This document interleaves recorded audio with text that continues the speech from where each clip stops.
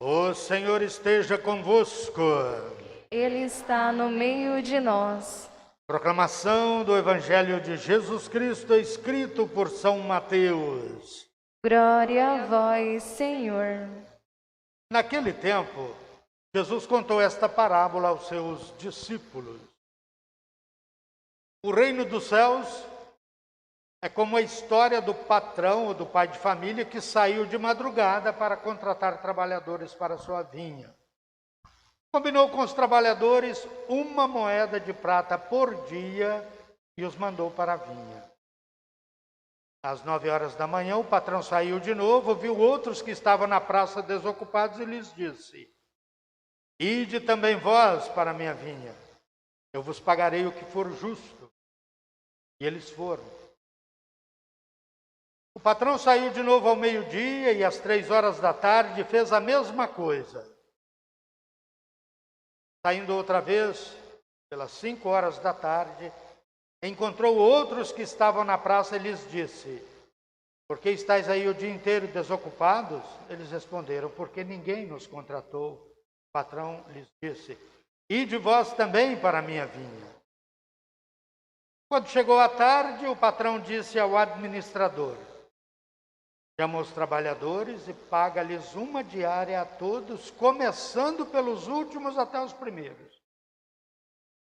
Vieram então os que tinham sido contratados às 5 horas da tarde, e cada um recebeu 1 moeda de prata. Em seguida vieram os que foram contratados primeiro e pensavam que iam receber mais. Porém, cada um deles também recebeu 1 moeda de prata. Ao receberem o pagamento, começaram a murmurar contra o patrão. Os últimos trabalharam 1 hora só e tu os igualaste a nós que suportamos o cansaço e o calor o dia inteiro. Então o patrão disse a um deles: Amigo, eu não fui injusto contigo. Não combinamos 1 moeda de prata? Toma o que é teu e volta para casa. Eu quero dar a este que foi contratado por último o mesmo que dei a ti. Por acaso não tenho o direito de fazer o que quero com aquilo que me pertence? Ou estáis com inveja porque eu estou sendo bom? Assim, os últimos serão os primeiros e os primeiros serão os últimos. Palavra da salvação.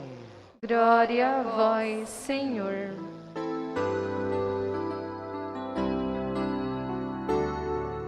O Senhor está perto da pessoa que o invoca. O Senhor está perto da pessoa que o invoca.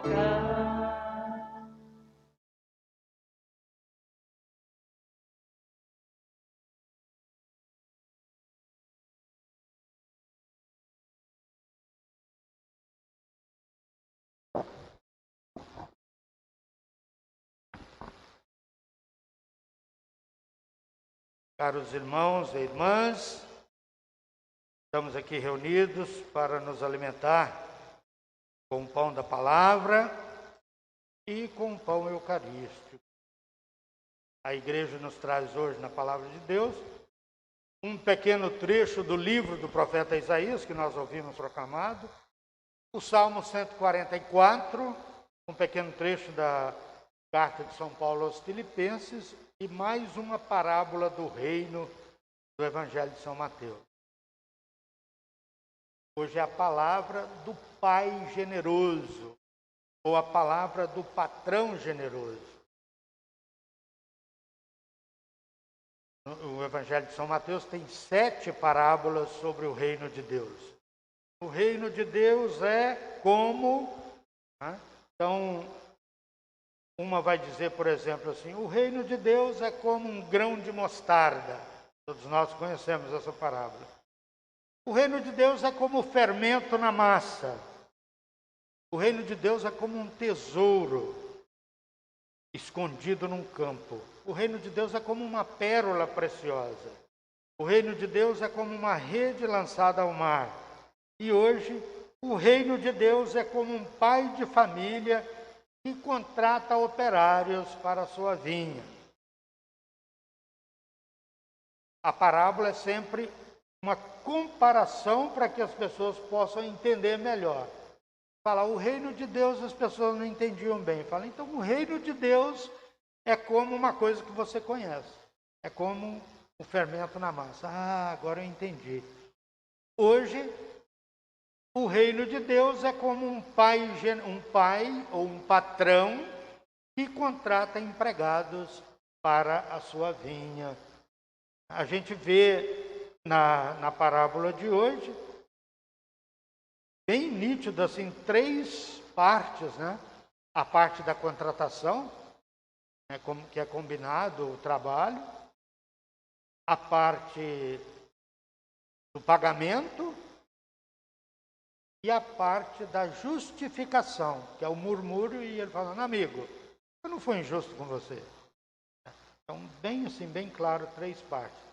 O foco desta parábola não está nos trabalhadores, está no patrão que contrata esses trabalhadores para a sua vinha. O centro é o patrão, né? Esse patrão que contrata de uma forma que nós não estamos acostumados, né? Por isso que no meio da parábola fica assim meio tenso, né? Porque todo mundo espera ia receber mais do que aqueles que foram contratados por último. E a parábola inteira joga com estas oposições. O último, o primeiro. Um às 6 da manhã, o outro às 5 da tarde.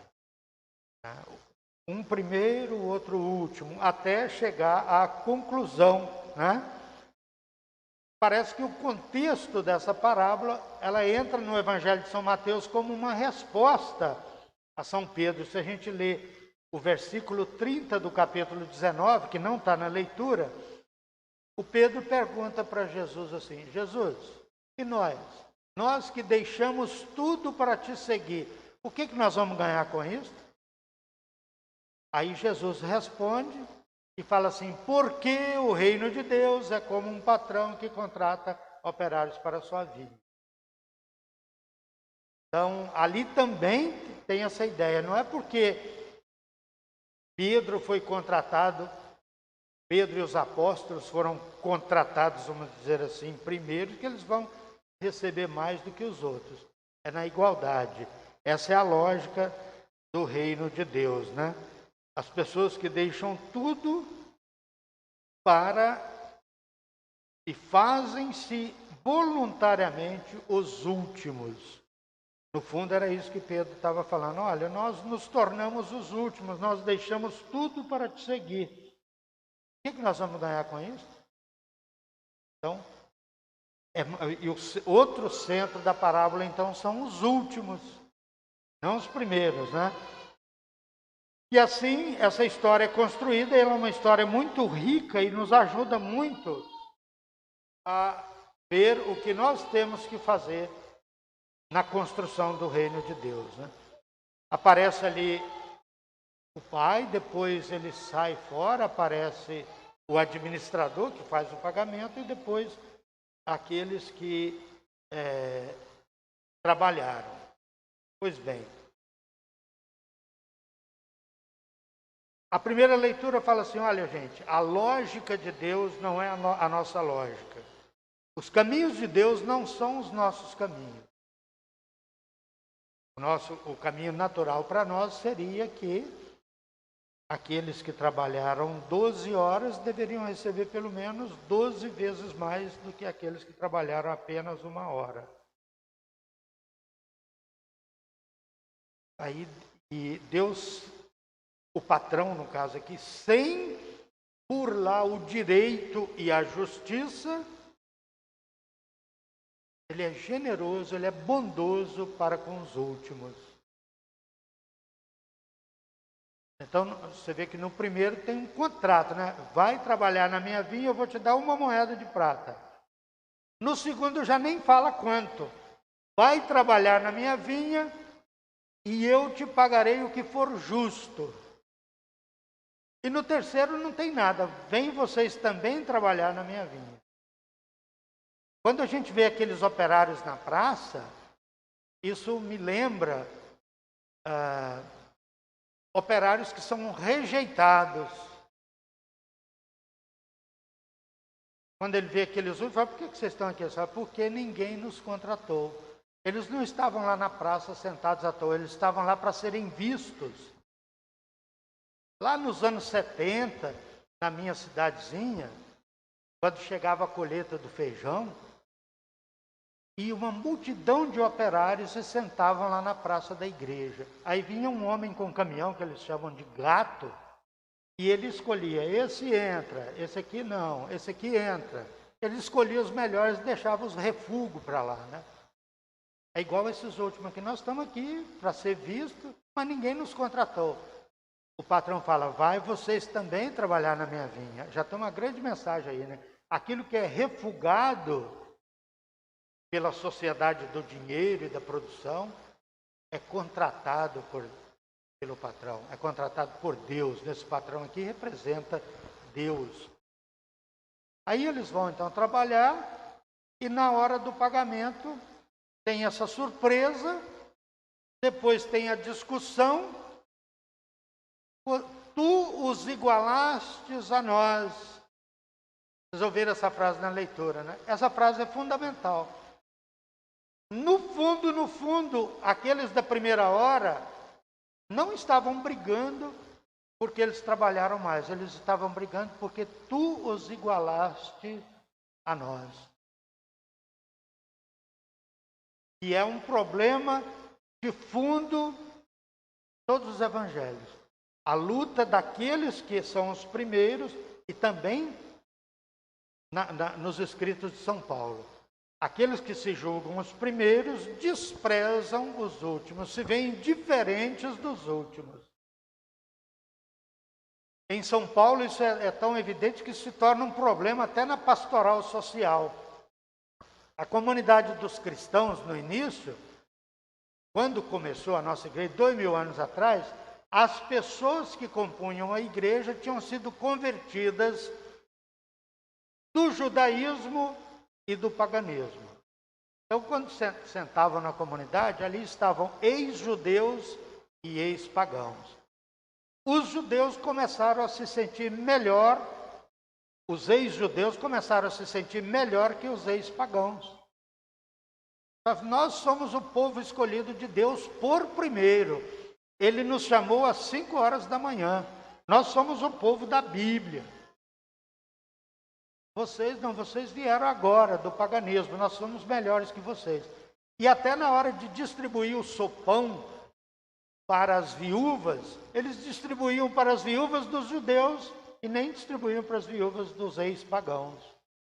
São Paulo teve que intervir e resolver o problema. No fundo, aqui está também esse problema. São Pedro, no caso do início que não está aqui, os judeus que são representados aqui como aqueles que foram chamados por primeiro, eles acabam se achando melhor do que os outros, especialmente aqueles que foram refugados. Aí Deus vem, não comete injustiça, ele paga o que foi combinado. Amigo, eu não estou sendo injusto contigo, nós não combinamos uma moeda de prata? Toma o que é teu e vai para casa. Ele seria injusto se ele tivesse combinado uma moeda de prata e tivesse dado só meia. Aí ele estava quebrando o contrato, isso é ilegal e injusto. Então o patrão aqui ele não fere o direito, a lei, e nem fere a justiça. Ele está sendo justo com ele pagou o que é justo. Agora, por que ele deu mais aos últimos? Porque ele é bondoso, porque ele é generoso. Então, dessa leitura, a gente tira uma ideia assim: Deus é justo e generoso. Por isso que no início eu falei, essa é a parábola do patrão generoso. Deus é justo e generoso. Principalmente com os refugados. Principalmente com aqueles que falam assim, estamos aqui porque ninguém nos contratou. Esse deveria ser o comportamento de todo mundo. Esse é sempre o comportamento de Jesus. Aqueles que se acham primeiros, em algum momento, ficam até abandonados. Ele deixa as 99 ovelhas e vai atrás daquela que perdeu. No filho pródigo é a mesma coisa. O filho mais velho fala assim: olha, eu trabalho o ano inteiro para o senhor nunca me deu nada, agora esse refúgio aí. E o pai vai lá e abraça o refúgio, coloca um anel no dedo dele e assim por diante, né? Então, ele é generoso particularmente com aqueles da 25ª hora, com aqueles que chegaram depois. E a história é toda montada, a parábola é toda montada para chegar na moral da história, na conclusão. Qual que foi a conclusão? Os primeiros serão os últimos e os últimos serão os primeiros. É quase que ele está falando assim: olha, tomem cuidado, se vocês estiverem pensando que vocês são os primeiros, vocês vão acabar sendo os últimos. Vai inverter essa ordem. Essa é uma parábola do reino de Deus. O reino de Deus é como um patrão generoso. Então a gente tem que pensar também no reino de Deus, na salvação. A salvação é para todos. Aí aqui também inclui, nesses trabalhadores da 25ª hora, inclui também a relação de Jesus com os pecadores. Às vezes a gente imagina o reino de Deus com os mesmos critérios humanos que a gente usa e não imagina com os critérios divinos, com os critérios de Deus. E parece para a gente injusto a gente chegar lá no céu e falar assim: puxa vida, eu vivi 70 anos ali na terra, nunca cometi um erro. E eu conheço esse rapaz aqui do meu lado, ele nunca fez nada de certo, ia estar aqui junto comigo, na mesma felicidade. Esse é um critério humano.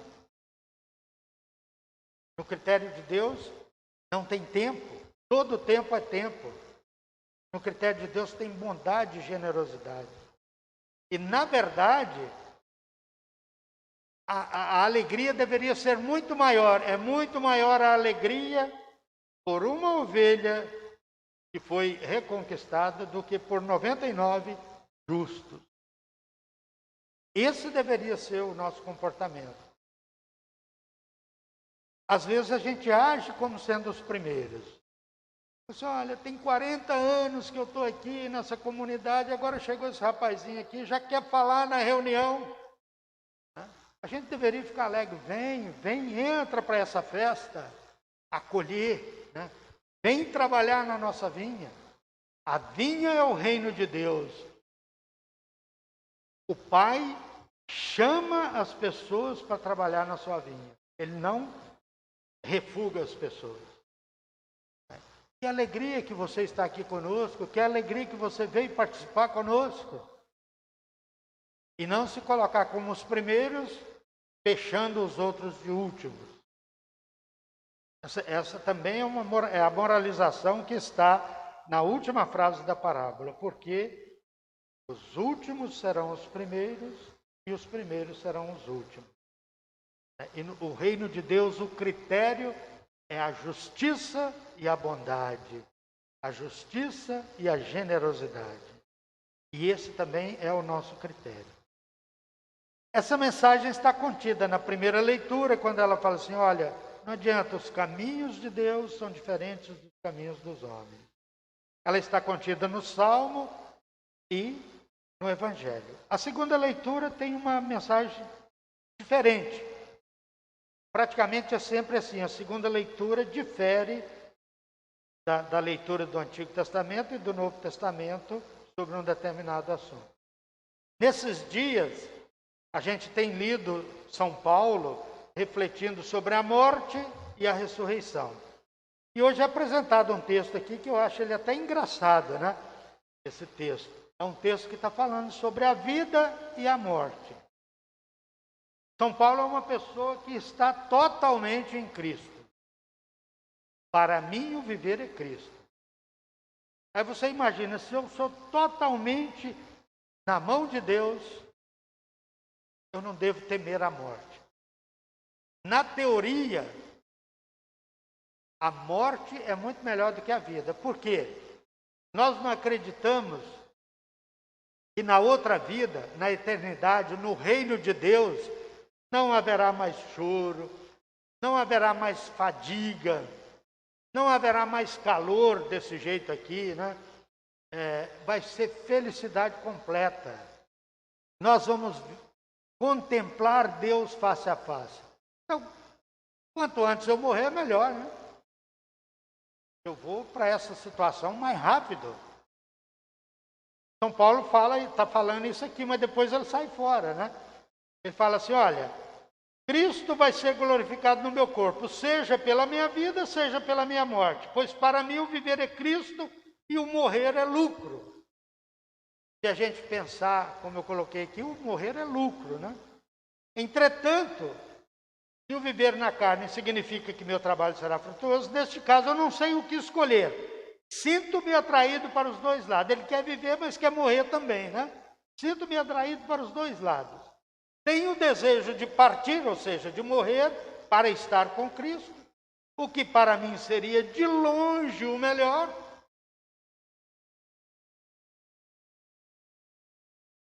Mas, para vocês, é necessário que eu continue a minha vida nesse mundo. Saiu fora, né? Eu estou doidinho para morrer, mas eu vou ficar por aqui por enquanto. Na verdade, é isso que ele está falando, né? Eu queria morrer, mas vocês precisam de mim ainda, então eu vou ficar por aqui. Agora, aqui, uma coisa muito importante é essa última frase da leitura. Só uma coisa importa. Vivei à altura do Evangelho de Cristo. Quem vive à altura do Evangelho de Cristo não tem medo da vida, nem tem medo da morte.